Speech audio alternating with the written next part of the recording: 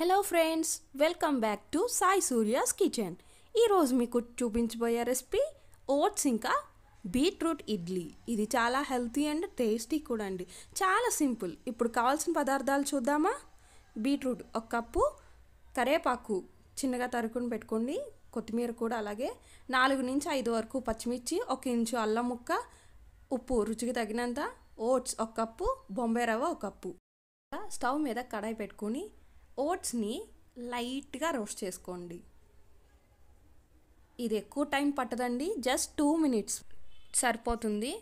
ఇప్పుడు మనం దీన్ని లైట్గా రోస్ట్ చేసుకున్న తర్వాత ఒక మిక్సీ జార్లో తీసుకుందాం.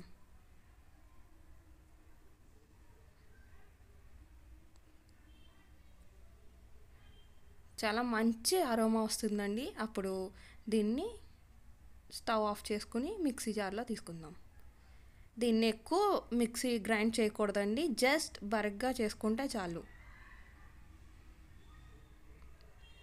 ఇప్పుడు ఒక బౌల్లో ట్రాన్స్ఫర్ చేసుకుందాం. నెక్స్ట్ సేమ్ కడాయిలో బొంబాయి రవ్వ వేసుకొని దీన్ని కూడా లైట్గా రోస్ట్ చేసుకుందాం. ఇది కూడా ఎక్కువ టైం అక్కర్లేదండి, జస్ట్ 2 మినిట్స్ సరిపోతుంది.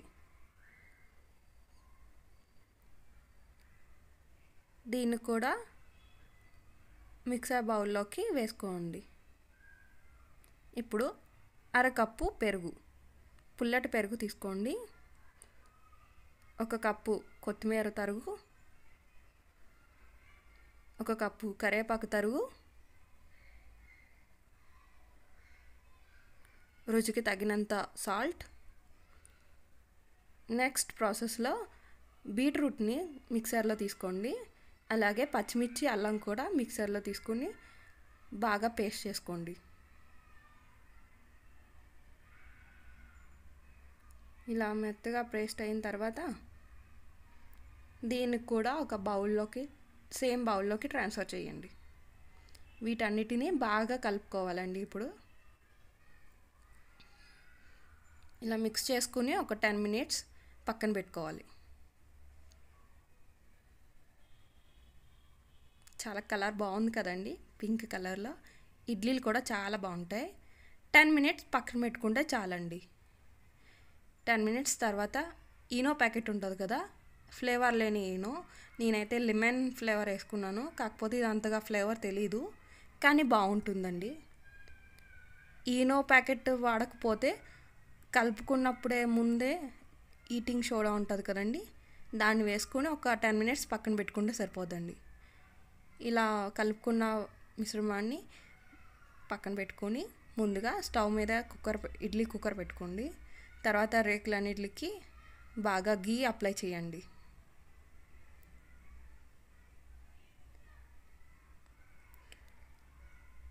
గీ రాయడం వల్ల టేస్ట్ చాలా బాగుంటుందండి, అలాగే ఈజీగా వస్తుంది.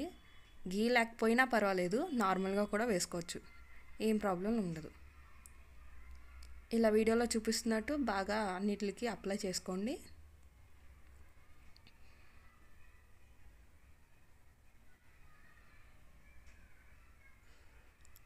తర్వాత దీంట్లో డ్రై ఫ్రూట్స్ కూడా వేసుకోవచ్చండి. నేను జీడిపప్పు వేసాను, కానీ అది పెట్టలేదు, తర్వాత తీసినప్పుడు చూపిస్తాను. దీన్ని హైలో పెట్టుకుని నీళ్ళు బాగా మరిగిన తర్వాత ఇది పెట్టుకోవాలండి ఒక 2 మినిట్స్. తర్వాత ఇది సిమ్లో పెట్టుకోవాలి, మర్చిపోవద్దు, సిమ్లో మాత్రం పెట్టుకోవాలి. అది కూడా 10 నిమిషాలు ఉడకాలి. మూత పెట్టుకుని 10 నిమిషాల తర్వాత చూద్దాం.